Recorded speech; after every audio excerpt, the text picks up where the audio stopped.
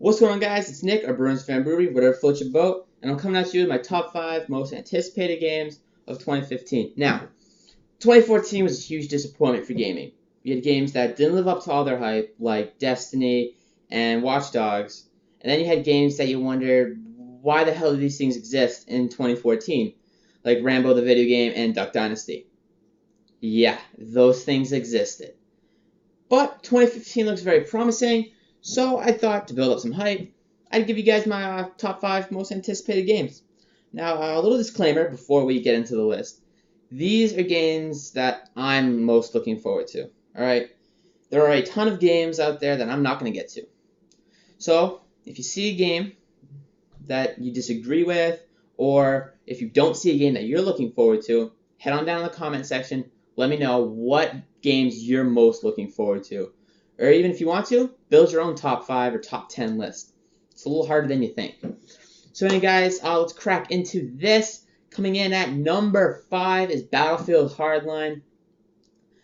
Battlefield games, what can I say about them? They are good. Alright, the Bad Company games were good. Battlefield 3, despite a below-average story, campaign was phenomenal. It's fantastic. Battlefield 4, this is where we hit a bump in the road. At release, it would crash a lot on PC. Console, it would freeze constantly. Story mode, I can't give my opinion. Why not? Well, it's not because I didn't try to play it. It's I got sick of being reset because the game would crash and I couldn't save my data, so I could never finish the story mode, and I honestly have no motivation to because it sounds bad. But I can't give my opinion. Multiplayer was buggy, glitchy, freezing on console, crashing on PC. It's gotten better through patches and stuff, but at least on PS3, there's still a few glitches and bugs. Sound doesn't kick in at the beginning, so you'll be driving in a tank and you won't hear anything, but you'll hear your gun go off for some reason. Your teammates' guns will spawn in, but their bodies won't, so it just looks like a gun floating around the map for the first 15 seconds of a match. But Battlefield Hardline, they're kind of going in a different direction. There's no that tank warfare, jet-on-jet warfare. They're kind of bringing it to like the streets of a city where it's cops and robbers. Now, they can really do some cool stuff with the story. You can have a robber's point of view where they're trying to rob, take a lot of money, do a heist, start a riot in the city. And speaking of riots in the city, you could have one, but be on the cop side. Be trying to hold off a riot. You got people going crazy. They're throwing like homemade bombs and Molotovs everywhere, and the streets are just chaos. That sounds fun. The multiplayer looks really good through betas. A lot of innovation there. I don't know how I'm going to feel about no tanks or jets, so I remain hopeful though. Coming in at number 4 is the new Call of Duty game. I know, here's what you're thinking. You got a Call of Duty fanboy going for the next copy and paste bullshit. To a point, you're right. That's what Call of Duty's been for a while. But it's Treyarch, developers of World at War, Black Ops, and Black Ops 2. Some of my favorite Call of Duty games. And in my opinion, the better ones of the series.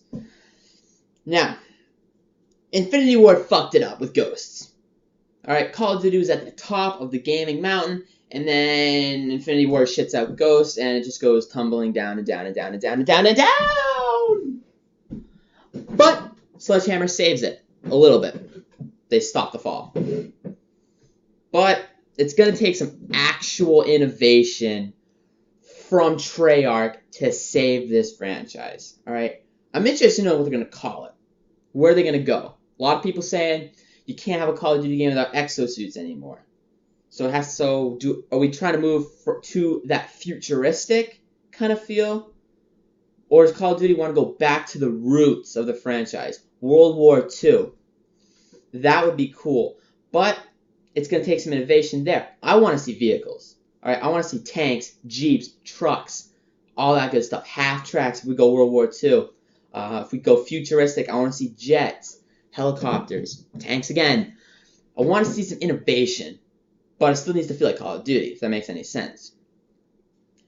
Alright, coming in at number 3 is going to be NHL 16. Now, I contemplated putting this higher on the list because I'm a huge hockey fan. Should be no surprise. But the reason I'm looking forward to this game is because of the huge fucking disappointment NHL 15 was. If you played it, got it at release, pre-ordered it like I did, you know what the fuck I'm talking about. I have a list, alright? Right in my hands, I have a list of all the game modes that were present in NHL 13 and 14. Some of them in even previous games going years back that were left out of NHL 15 on the next-gen consoles. There's no ESAHL, no online team play, no GM connected, no shootout, no live the life, no fantasy draft, creation and player editing. What the fuck's that? No creative play, no build your AI, no entry draft. Be a Pro mode went backwards to NHL 12 where you can't sim between your shifts. So you have to sit there and watch the computer play from the bench when you're not on your shift. What the fuck's that? NHL 15 done fucked it up. I could go into an angry rant, but I'm not. It's a little late for that. These game modes haven't factored in, but to all those that bought it early, pre-ordered it, got it at release date, they were basically paying for an unfinished product, a beta test. All right, I don't consider play now, season mode, playoff mode, even shootout mode for that matter, a game mode. EA, those are core elements to a hockey game that have been present for the last 20 years. Shootout's the most disappointing. That thing's been since NHL 94. 94. 21 fucking years ago, coming on 22. And you take that out of NHL 15? Fuck you, EA. I'm looking forward to seeing if they can get their thumbs out of their asses and give us a complete hockey game. Only time will tell, though. So coming in at number 2. This could have been number 1, but it's not. Metal Gear Solid 5, Phantom Pain. Oh! I'm a fanboy of Metal Gear Solid. Metal Gear Solid 4, Guns of the Patriots is one of my all-time favorite games. I played the ever-living shit out of that game. I did everything you could at all the shit. I did all the missions in so many different ways. Stealth tactics, running and gunning, even though that's not what Metal Gear Solid is known for. Doing non-lethal tactics, only lethal tactics. I've done everything. You name it, I've done it in Metal Gear Solid 4. So it's hard to believe that another game can be, a Metal Gear Solid game can be better than 4. It's hard to believe, but trailers and gameplay look great. The promises of an open world for Snake to explore, do missions, enhancing the already good combat system, better stealth tactics, more intriguing missions, more things you can do in the game, hopefully better weapon customization. That's one drawback from Metal Gear Solid 4 that I had. You could customize in that game, but it felt limited to certain guns. I'm hoping that you can do whatever the hell you want with your guns in this one. And Ground Zero, if you played Metal Gear Solid Ground Zero, you know it was a complete disappointment. It was too short. And I know it was to set up this game. It was to set up Phantom Pain, but it was too short and too overpriced for that length. But Metal Gear Solid 5 looks fantastic. It's visually beautiful. And hopefully, game of the year. Alright, coming in at my number 1 pick. This was tough. Alright, this was very hard for me. But it came down to a decision of how long I've had to wait for the next installment in this series. And when I looked at the gap, it took it away. Star Wars Battlefront 3. The new Star Wars game. This is the year of Star Wars, ladies and gentlemen.